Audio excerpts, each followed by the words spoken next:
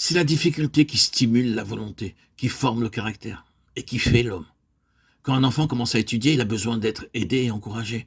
Plus tard, quand il passe à des choses plus difficiles, son maître le laisse peu à peu à ses propres ressources.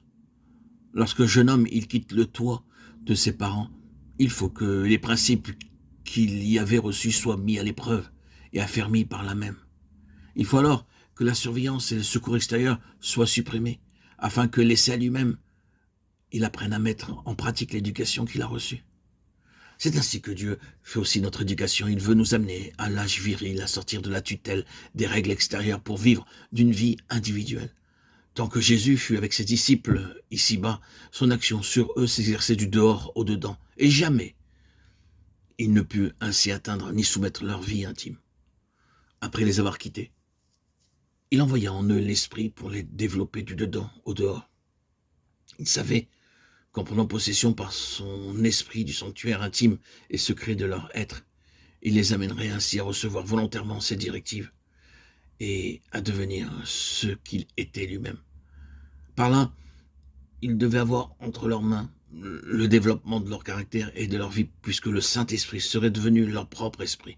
Par là, ils devaient acquérir la véritable individualité qui est indépendante des circonstances extérieures et devenir ce que Jésus avait été sur la terre. Lui qui possédait une vie individuelle et qui ne vivait pourtant que de la vie du Père. Tant que le chrétien ne recherche que ce qui lui est agréable et facile, il ne comprend pas qu'il lui soit avantageux de ne plus avoir Christ sur la terre.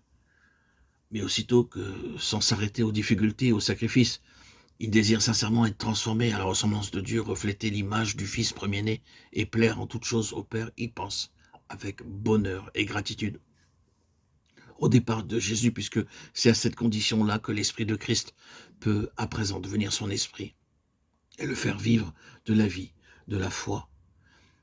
Et s'il nous paraît plus difficile d'obéir aux directions de l'Esprit qu'il ne l'eût été de suivre Jésus sur la terre, souvenons-nous de quelques privilèges, de quelques intimités de communion divine.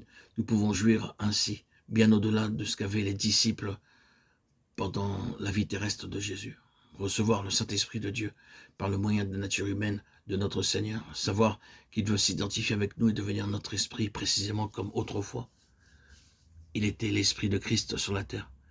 N'est-ce pas un bonheur digne de toute espèce de sacrifice, puisqu'il s'agit là d'un commencement de vie divine en nous. Pour obtenir ce privilège, il ne suffit pas d'en comprendre toute la valeur et de le désirer vivement. Aussi demande-t-on encore, à présent que Jésus n'est plus visiblement présent, comment retrouver au même degré, par le moyen de l'Esprit, les rapports qu'il avait avec ses disciples, cette condescendance et cette tendresse avec lesquelles il s'intéressait à eux jusque dans les détails. Ici, comme pour tout ce qui concerne notre vie chrétienne, c'est la foi qui seule nous fait saisir les grâces spirituelles.